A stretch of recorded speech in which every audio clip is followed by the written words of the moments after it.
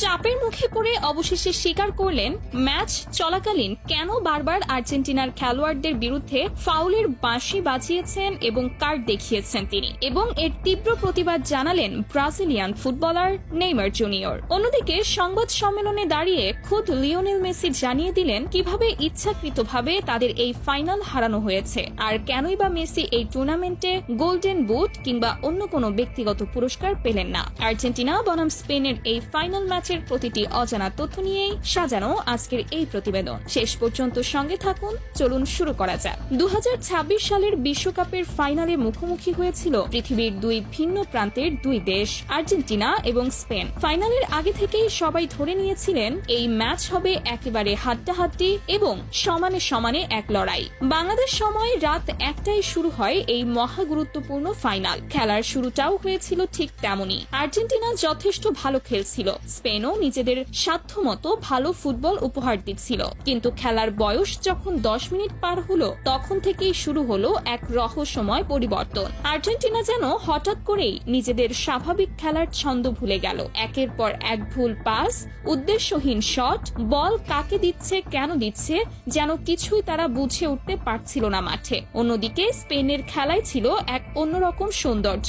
একের পর এক দীর্ঘ পাস, বল যেন প্রায় সারাক্ষণই থাকছিল তাদের পায়ে। আর্জেন্টিনার ডি বক্স লক্ষ্য করে একের পর এক আক্রমণাত্মক আক্রমণ চালিয়ে যাচ্ছিল স্পেন। অন্যদিকে আর্জেন্টিনার গোলরক্ষক, যাকে সবাই ডাকেন বাজ পাখি নামে, সেই এমিলিয়ানো মার্টিনেজ একের পর এক আক্রমণ ঠেকিয়ে দলকে ম্যাচে টিকিয়ে রাখছিলেন। তবু আর্জেন্টিনা তাদের নিজেদের স্বাভাবিক খেলা দেখাতে ব্যর্থ হচ্ছিল বারবার। এভাবেই খেলার 45 মিনিট পার হয়ে যায়। তখনও স্কোর লাইনে ছিল আর্জেন্টিনা 0, স্পেন 0।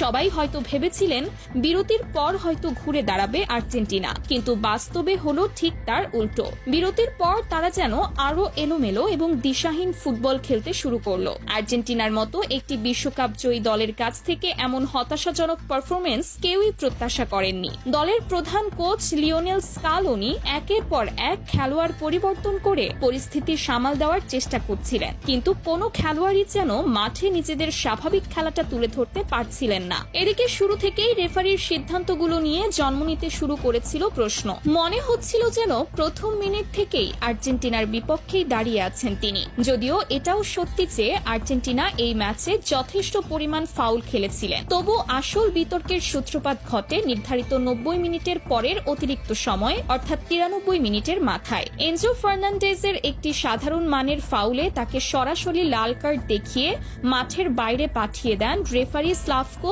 ভিনচিচ।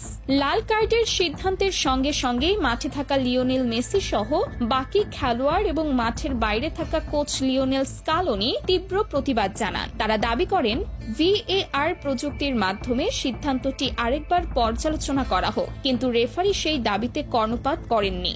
নিজের সিদ্ধান্তে অনড় থেকে লাল কার্ড প্রত্যাহার করেননি একবারের জন্য। এই মুহূর্ত থেকেই আর্জেন্টিনার খেলা আরো তলানিতে গিয়ে ঠেকে। স্পেনের মতো এত সুসংগঠিত এবং গোছানো একটি দলের বিপক্ষে মাঠে একটি খেলোয়াড় কম নিয়ে খেলাটা আর্জেন্টিনাকে ভেতর থেকে কুড়ে কুড়ে খেতে শুরু করে। ঠিক এই সুযোগেই স্পেনের ফরওয়ার্ড ফেরান তোরেস গার্সিয়ার একটি গোলে এগিয়ে যায় স্পেন। স্কোর লাইন তখন দাঁড়ায় 1-0। মাঠে থাকা লিওনেল মেসিকে সেদিন যেন নিজের চেনা ছন্দেই খুঁজে পাওয়া যাচ্ছিল না। মাঝে মধ্যে পায়ে বল এলেও নিজের সবটুকু দিয়ে চেষ্টা করেও বলটি স্পেনের গোলবারের দিকে সঠিকভাবে পাঠানোর সুযোগ তৈরি করতে পারছিলেন না তিনি। অন্যদিকে স্পেন তাদের আক্রমণাত্মক ফুটবল চালিয়েই যাচ্ছিল, আর 10 জনের আর্জেন্টিনা পড়ে যায় এক গভীর সংকটে।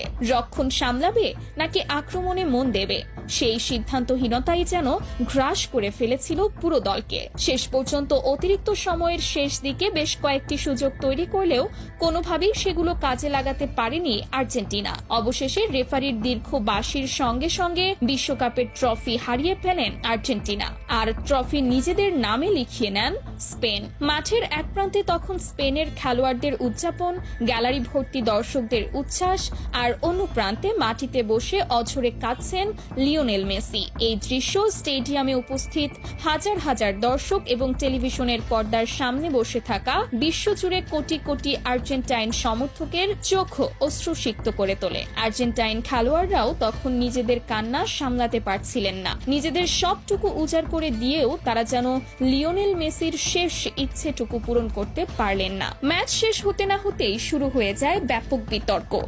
রেফারির এমন সিদ্ধান্ত কোনোভাবেই মেনে নিতে পারছিলেন না খোদ লিওনেল মেসি নিজেই। সংবাদ সম্মেলনে তিনি স্পষ্ট ভাষায় জানান, স্পেন তাদের সেরাটাই দিয়ে খেলেছে এবং তারা এই শিরোপার যোগ্য দাবিদার। কিন্তু রেফারির এমন একতরফা সিদ্ধান্ত কখনোই মেনে নেওয়া যায় না। মেসি আরও বলেন, ফাইনালের মতো এত গুরুত্বপূর্ণ একটি ম্যাচে লাল কার্ডের মতো এমন কড়া সিদ্ধান্ত নেওয়ার আগে বিষয়টি আরও গভীরভাবে পর্যালোচনা করা উচিত ছিল। এদিকে ফুটবল বিশ্লেষকরা আরও একটি বিতর্কিত দিক নিয়ে আলোচনা শুরু করছেন। তারা বলছেন, পুরো টুর্নামেন্ট জুড়ে সর্বোচ্চ 8টি গোল করা লিওনেল মেসিরই প্রাপ্য ছিল গোল্ডেন বুট পুরস্কার। অথচ ফাইনালের আগ পর্যন্ত এই টুর্নামেন্টে মেসি ছিলেন সর্বোচ্চ গোলদাতা। কিন্তু এর ঠিক পেছনেই লুকিয়ে আছে এক বড় ধরনের রাজনীতির গন্ধ।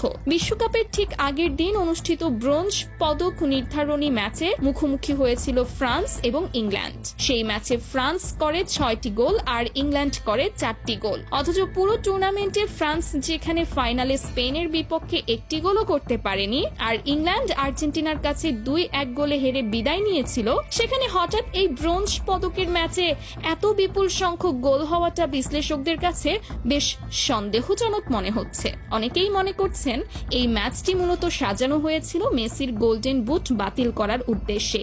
এমন ভাবে সেই ম্যাচ খেলা হয়েছে যাতে ফরাসি তারকা কিলিয়ান এমবাপ্পে সহজেই একাধিক গোল করে নিজের সংখ্যা বাড়িয়ে নিতে পারে এবং মেসির হাত থেকে গোল্ডেন বুট পুরস্কারটি ছিনিয়ে নিতে পারে, এমনটাই ধারণা করছেন ফুটবল বিশ্লেষকরা আরো বলছেন, গোল্ডেন বুট না হয় কিলিয়ান এমবাপ্পে বেশি গোল করে নিয়ম মেনেই জিতে নিয়েছেন, তাতে কারো তেমন আপত্তি নেই। কিন্তু পুরো টুর্নামেন্টে 8 গোল আর 4টি অ্যাসিস্ট করা সত্ত্বেও গোল্ডেন বল পুরস্কারটি পাননি লিওনেল মেসি, যার পুরোপুরি দাবিদার ছিলেন তিনি নিজেই। এই সম্মানসূচক পুরস্কারটি শেষ পর্যন্ত ওঠে স্পেনের অধিনায়ক ও মিডফিল্ডার রদ্রির হাতে। সেরা খেলোয়াড় হিসেবে গোল্ডেন বল জিতে নেন তিনি। আর ঠিক এখান থেকেই ক্ষোভ ছড়িয়ে পড়ে ফুটবল প্রেমীদের মাঝে। প্রায় সবার মুখেই একই কথা, ফিফা সরাসরি অন্যায় করেছে লিওনেল মেসির সঙ্গে, কারণ এই পুরস্কারের প্রকৃত ও পূর্ণ দাবিদার ছিলেন একমাত্র মেসি। বিশ্বকাপ শুরুর আগে থেকেই অনেকে বলে আসছিলেন ফিফা নাকি সবসময় আর্জেন্টিনাকে বাড়তি সুবিধা দিয়ে আসছিল, কিন্তু খোদ ফাইনালেই এভাবে আর্জেন্টিনার বিরুদ্ধে